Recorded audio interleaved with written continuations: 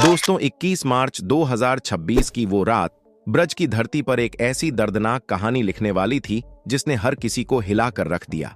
एक तरफ थे गौ सेवा में अपना जीवन समर्पित करने वाले फरसा वाले बाबा और दूसरी तरफ वो सच जो अब तक पूरी तरह सामने नहीं आ पाया है। क्या ये सिर्फ एक हादसा था या इसके पीछे कोई साजिश छिपी है? कोहरे की आड़ में हुआ एक खौफनाक टकराव या फिर किसी ने रची थी सोची समझी चाल? उस रात आखिर ऐसा क्या हुआ जिसने पूरे इलाके को गुस्से, डर और सवालों में झोंक दिया? सड़क पर बिखरी चीखें, गुस्साई भीड़ और इंसाफ की पुकार। आज हम आपको दिखाएंगे उस रात की पूरी कहानी, हर वो सच और हर वो शक जो इस घटना को और भी रहस्यमय बना देता है। तो बने रहिए हमारे साथ, क्योंकि इस कहानी का हर मोड़ आपको चौंका देगा। 21 मार्च 2026 को उत्तर प्रदेश के मथुरा जिले के कोसिकलां थाना क्षेत्र के अंतर्गत नवीपुर गांव के पास दिल्ली आगरा हाईवे पर एक दुखद घटना घटी, जिसमें ब्रज क्षेत्र के प्रसिद्ध गौ सेवक चंद्रशेखर उर्फ फरसा वाले बाबा की मौत हो गई। इस घटना के बाद स्थानीय लोगों और उनके समर्थकों में गुस्सा भड़क उठा, जिसके चलते हाईवे पर बवाल मच गया, तोड़फोड़ हुई और पुलिस पर पथराव के मामले भी सामने आए। पुलिस ने इसे कोहरे के कारण हुए सड़क हादसे के रूप में बताया, जबकि समर्थकों का आरोप है कि यह गौ तस्करों द्वारा जानबूझकर किया गया हमला था। चंद्रशेखर उर्फ फरसा वाले बाबा ब्रजभूमि में गौ रक्षा के लिए समर्पित एक जाना पहचाना चेहरा थे। मथुरा के अंजनोक क्षेत्र में रहने वाले ये संत हमेशा अपने साथ फरसा यानी कुल्हाड़ी लेकर घूमते थे, जिसके कारण उन्हें यह नाम मिला। उन्होंने अपना पूरा जीवन गौ सेवा और गौ रक्षा में लगा दिया था। इलाके में कई गौशालाएं चलाने के साथ साथ वे गौ तस्करी के मामलों में सक्रिय भूमिका निभाते थे। ब्रज के लोग उन्हें एक साधु और गौरक्षक दोनों रूप में देखते थे। उनकी लोकप्रियता सिर्फ मथुरा तक सीमित नहीं थी, बल्कि पूरे क्षेत्र में गौ सेवा के लिए समर्पित जीवन जीने वाले व्यक्ति के रूप में वे सम्मानित थे। कई बार वे रात के अंधेरे में भी संदिग्ध वाहनों की जांच करते नजर आते थे, ताकि गौ तस्करी रोकी जा सके। उनकी इस मेहनत ने उन्हें स्थानीय स्तर पर एक प्रेरणादायक व्यक्तित्व बना दिया था। उस रात की घटना की बात करें तो 21 मार्च 2026 की देर रात करीब 3 से 4 बजे के बीच फरसा वाले बाबा को गौ तस्करी की सूचना मिली। वे अपनी बाइक पर सवार होकर कोसिकलां क्षेत्र के नवीपुर गांव के पास दिल्ली आगरा हाईवे पर पहुंचे। वहां उन्होंने एक संदिग्ध ट्रक को रोका और जांच शुरू की। पुलिस के अनुसार उस ट्रक में गायन नहीं, बल्कि किराने का सामान जैसे साबुन, फिनाइल और शैम्पू की बोतलें भरी हुई थीं।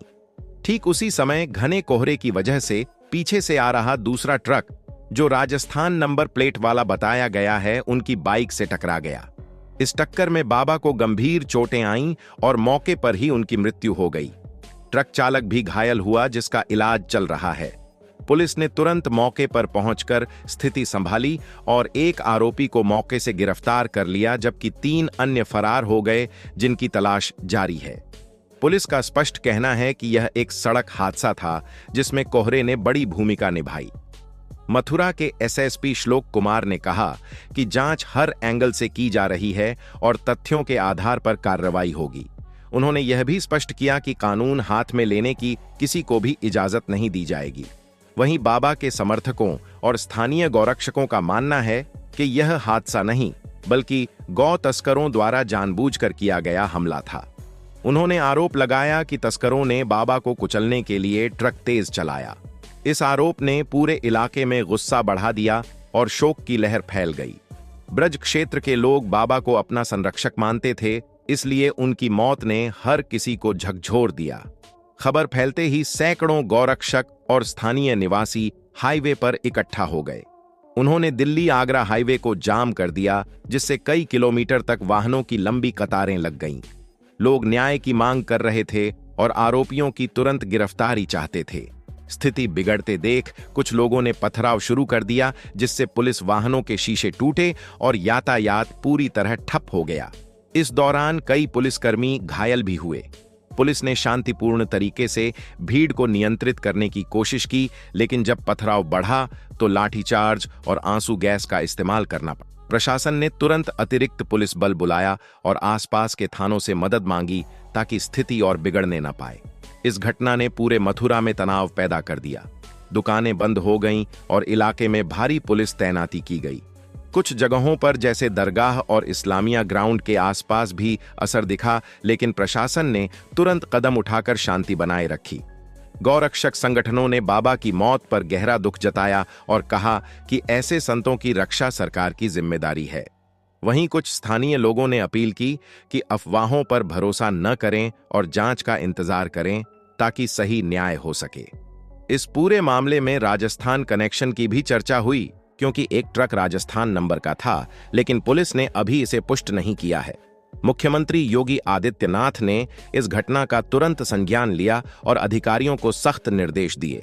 उन्होंने कहा कि दोषियों को किसी भी हाल में नहीं बख्शा जाएगा और आरोपियों के खिलाफ कड़ी से कड़ी कार्रवाई की जाए। सीएम ने स्पष्ट आदेश दिया कि जांच तेजी से पूरी हो और कानून व्यवस्था बरकरार रहे। उन्होंने पुलिस को फ्री हैंड देते हुए कहा कि गौ तस्करी जैसे अपराधों पर सख्ती बरती जाए। यह निर्देश पूरे उत्तर प्रदेश में कानून का राज मजबूत करने का संदेश देते हैं। योगी सरकार की इस त्वरित प्रतिक्रिया ने कई लोगों को राहत दी, क्योंकि वे चाहते थे कि न्याय मिले और दोषी सजा पाएं।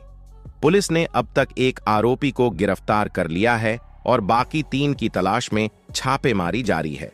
जांच में शामिल वाहनों की फोरेंसिक जांच हो रही है ताकि कोहरा या जानबूझकर हमले की सच्चाई सामने आए।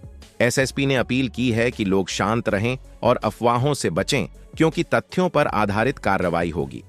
इस दौरान हाईवे पर यातायात धीरे धीरे बहाल किया गया और अतिरिक्त पुलिसकर्मी तैनात किए गए हैं ताकि कोई और घटना न हो। इलाके में अभी भी सतर्कता बरती जा रही है, लेकिन स्थिति अब नियंत्रण में है। इस खबर को देख रहे दर्शकों से फिर एक बार अनुरोध है कि वीडियो को लाइक करें और कमेंट में अपनी सोच साझा करें, ताकि हम और बेहतर तरीके से ऐसे मुद्दों पर चर्चा कर सकें।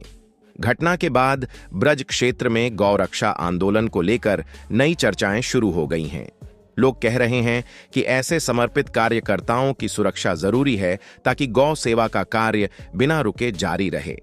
कई संगठनों ने शांति बनाए रखने की अपील की और कहा कि न्याय की प्रक्रिया पर भरोसा रखें। पुलिस ने भी लोगों से सहयोग मांगा है ताकि जांच सही दिशा में आगे बढ़े। इस मामले ने एक बार फिर सड़क सुरक्षा और कोहरे वाले मौसम में सतर्कता की जरूरत पर जोर दिया है। हाईवे पर ऐसे हादसे रोकने के लिए और बेहतर उपायों की बात भी हो रही है। प्रशासन की त्वरित कार्रवाई से साफ है कि उत्तर प्रदेश में कानून व्यवस्था को प्राथमिकता दी जा रही है। सीएम के निर्देशों के बाद अधिकारियों ने रात दिन काम किया और स्थिति को संभाला। यह घटना हमें याद दिलाती है कि गौ रक्षा जैसे सामाजिक मुद्दों पर भी शांतिपूर्ण तरीके से काम किया जाए ताकि कोई भी हिंसा न फैले। स्थानीय लोग अब न्याय का इंतजार कर रहे हैं और उम्मीद कर रहे हैं कि जांच पूरी पारदर्शिता के साथ होगी। पूरे मामले में कोई भी पक्ष नहीं लिया जा सकता, क्योंकि जांच अभी चल रही है। पुलिस के प्रयासों से एक आरोपी पकड़ा गया है और बाकियों की तलाश में तेजी लाई गई है।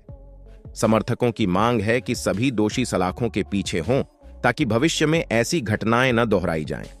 इलाके में अब शांति है और दैनिक जीवन सामान्य हो रहा है, लेकिन बाबा की याद अभी भी लोगों के मन में ताजा है। इस घटना से सबक लेते हुए हमें कानून का सम्मान करना चाहिए और किसी भी अफवाह पर प्रतिक्रिया देने से पहले तथ्यों का इंतजार करना चाहिए। शांति और न्याय की राह पर चलकर ही समाज आगे बढ़ सकता है, यही हमारी कामना है। तो दोस्तों, आज की वीडियो में बस इतना है। वीडियो पसंद है, वीडियो को लाइक करें और हमारे चैनल को सब्सक्राइब करें और अपनी राय कमेंट में जरूर दें।